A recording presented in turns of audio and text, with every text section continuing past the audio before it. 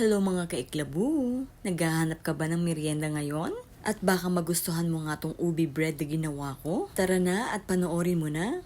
At para sa ating mga ingredients, i-ready lang natin yung ating warm water.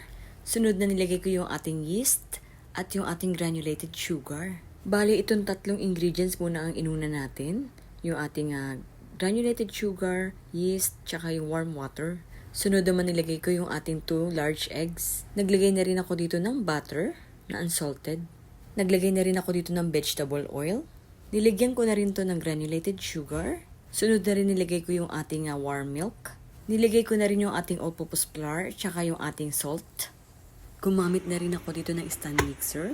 Again, kung wala naman kayong electric mixer, pwede rin naman itong manumanuhin until na mag-smooth na yung ating dough at maging elastic. At kung manotice ninyo na medyo wet yung ating dough dito, maglagay lang tayo dito ng konting flour. Pero wag naman yung sobrang dami, sakto lang. Ang advantage nga kapag meron tayong electric mixer, mas mabilis natin mapa-smooth yung ating dough. At kapag na-notice ninyo na nag-smooth na yung ating dough dyan, i-check ko na nga to. Normally ganito yung tinetest ko sa aking dough. I-remove lang natin to at ita-transfer nga natin to sa ating mixing bowl. Pero yung ating mixing bowl, lalagyan natin to ng canola oil.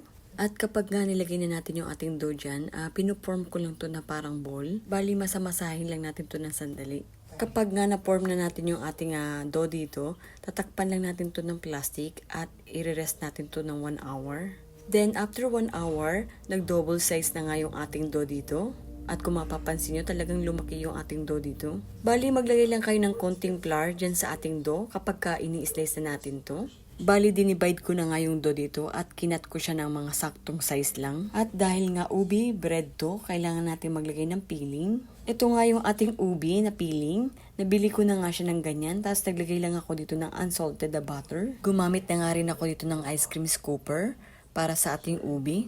Pagdating naman sa pag-shape ng ating ubi bread, depende na nga sa inyo yan kung gusto niyo ng ganito lang. At para nga sa akin, mas madali yung ganitong shape lang. At dapat nga ganito lang lahat ng shape na gagawin ko sa aking ubi bread.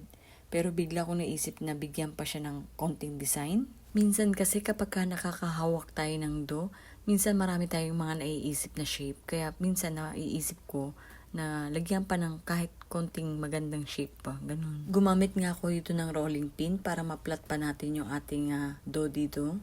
Tapos, in-slice ko na rin siya gamit ng pizza slicer. Natawa nga ako dito sa una kong gawa kasi medyo napalaki yata yung cut ko dito sa ating dough. At kaya nga parang gusto ko pa mag-try kasi nga parang nalalakihan nga ako dito. Kaya sunod na ginawa ko medyo maliliit na.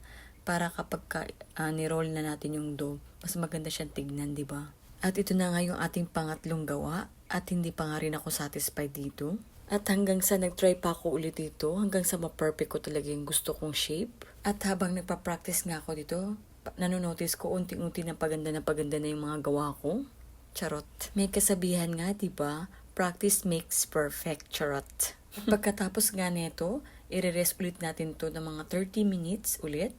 At after 30 minutes, binabrush ko na nga to ng ating egg wash. Pagdating naman sa egg wash, maglagay lang kayo ng egg yolk, tapos lagyan nyo lang ng konting milk, tapos halu-haluin.